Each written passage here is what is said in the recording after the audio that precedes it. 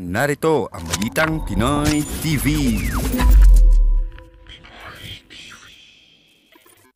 Magandang araw sa ating lahat mga kababayan. Saan man panig kayo ng daigdig naron, dito na naman tayo sa another episode ng ating vlogs. Pag-uusapan natin ngayon, ito po, no? Si Senator Amy po, nagsalita na po tungkol po dito sa VP Sara. Pinagre-resign po sa pagiging Vice President nitong mga Tambi, no? Tambi followers. Yung tatlo pong pinaka mainit na balita po ay may kinalaman sa mga Duterte. Kaya talagang masasabi po natin sa ayaw nila at sa gusto. Yung mga Duterte po mukhang hindi po nila maipagpag, no? Real talk po tayo. Marami po nagsasabi sa mga na yung Duterte raw po ay irrelevant na. Wala na po silang relevance ngayon. At sa darating pong mga eleksyon dahil naglipatan na, etc. Pero iba po yung laman ng balita. Yan po mga pag-uusapan natin. Pero bago yan, kung bago ka pa lang dito sa ating channel, mag-subscribe ka na. Dahil ito lang ang tanging channel na may kinikilingan, may pinapanigan. Una sa balita, huli sa impormasyon. Kaya ano pang hinihintay nyo? Pindot na, okay. Pag-usapan natin, sinabi po ni Senator Amy. Kita nyo, pati si Senator Amy, nagsalita na po. Ang sabi ni Senator Amy, maawa naman kayo. Uunahin nyo pa ba yung pag-resign po sa pagiging Vice President? No? Taghirap ang bayan, magpapasko. Uunahin nyo pa. Samantalang nakikita naman natin na may independent tayo, gumaganang court system. Ang linaw po. Okay. Pero ito po ang sinabi ni Senator Amy na malupit. Siyempre, tatanungin siya. Sira na po ba ang unity team? Yun ang tanong. Hindi naman ganun na ganun ang tanong. O ano sabi ni Senator Amy? Alam niyo, yung principal daw ng unity team, masasaktan yung mga Tambi vloggers nito. Kumapit muna kayo mga Tambi vloggers. Hindi si Bdo nga nagsasalita nito. Si Senator Amy to na Marcos ang apelyido. Marcos. Alam niyo ba yung Marcos? Tatay niya si Ferdinand Sr. Okay, ano po ang sabi ni Senator Amy? Kaming mga principal. Ako, ang kapatid ko, may president. O, kapatid niya, may president, si Bongbong Marcos. Si President Duterte, si Vice President Sara Duterte. Wala po kaming problema.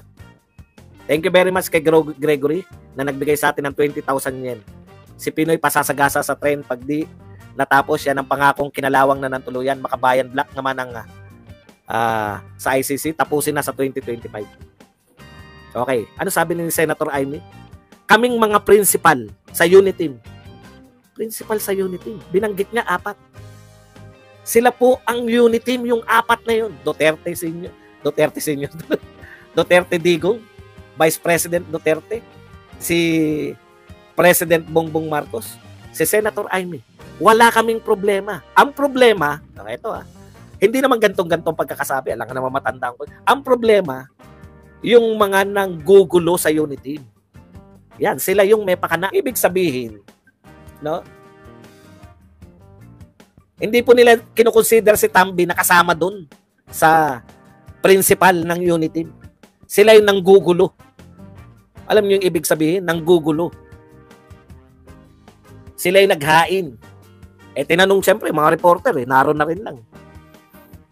Sino po ba ang mga nanggugulo sa unity team? Aba, ewan ko sa inyo, di ba kayo ang taga-Congress?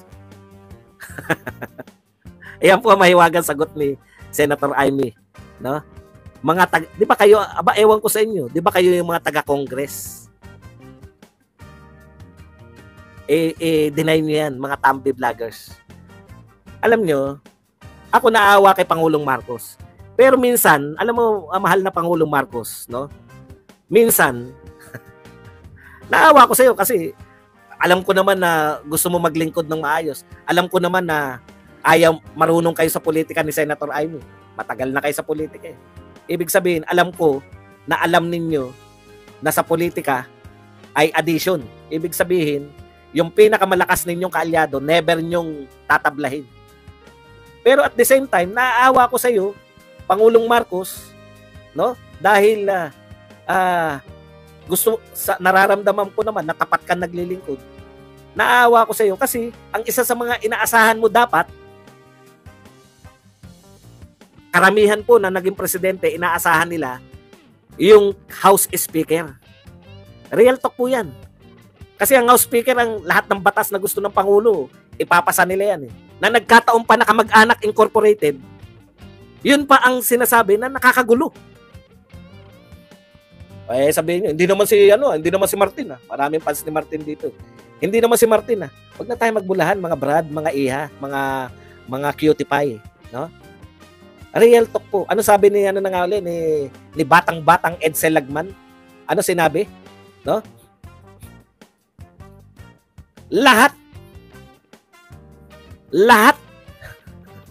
ng nangyayari sa House of Representatives, may basbas yan ng speaker. Naawa ko kasi yung pinakadapat mong asahan, siya pa yung nakikita na, siya pa talaga yung maaring masabi na nakagugulo. Real talk. Huwag na tayo mag-ano. Yan po ang katotohanan. Mula po na nagsimula itong gulo na to, galing po ito lahat sa House of Representatives. Nakisawsaw lang naman yung mga senador eh. Nakisawsaw lang naman si Risa eh. Yan ang katotohanan na hindi natin pwedeng i-deny. At the same time, yung dapat niyang inaasahan, siya yung hindi makatulong sa kanya dahil yun ang nagiging dahilan ng pagkakawatak-watak na unit team.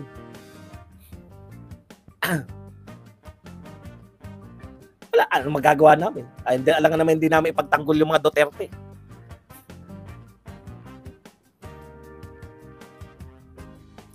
Simple lang po pinagmulan yan. CIF ni Sara Duterte. Kung yan ba naman, ipinagtanggol mo, Martin, yung ka-unit team nyo, eh di wala sanang ganito kayong problema. Di ba? Alam niyo, sa totoo lang, ang isa pang ginawa ninyo, ni-unite nyo uli yung mga vlogger ng mga Duterte para sumuporta kay Sara Duterte. Alam nyo, may grupo na ng mga vlogger. Papunta na sana kay Tulfo eh. Masakit pong isipin na ito pong si BP Sara akusahan nila nang hindi pa po halos ano yan eh, na ipoporma niya yung mga reforma. Maski po si Pangulong Duterte, in fairness po, no? Alam niyo po ba itong ginawa ng administrasyon ni Pangulong Duterte sa DepEd? Bagamat hindi po perpekto, yan pong K-12, siyempre tinuloy nila dahil maganda eh, no? Pero hindi po yun eh. Yung pagsali po natin sa PISA, no? Gustong palabasin, ang tanong ko lang sa mga bumabanat sa mag-amang Duterte, particular sa edukasyon, tapatin niyo po sarili niyo, no? Magtapatan po tayo. Ayun, ilalapit ko lang pala kasi yung ilaw. Lalaki lang mukha ko. Magtapatan po tayo. Ang ibig niyo po ba sabihin, nung panahon po ni Pinoy, mataas po ang kalidad ng edukasyon natin? O nang nauna pa kay Pinoy, tapos nung dumating po si Duterte, bumagsak po yung edukasyon? Lagi po kasing ganyan eh. No? Lagi pong ansisi sa mga Duterte. Samantalang sila po yung talagang gusto nilang lutasin yung mga problema. Di ba? Kita niyo po paano po yung pananaw nila sa droga. Si Pangulong Duterte po kaya po nanalo kasi kinakampanya niya war on drugs. Di po ba? Nangangampanya siya ng war on drugs. So ibig sabihin, siya lang po yung tanging presidente na gustong labanan yung droga. Sa totoo lang po. Pero siya pa yung minasama kasi, kita nyo na, hindi niya naman natapos yung... alam niyo yun?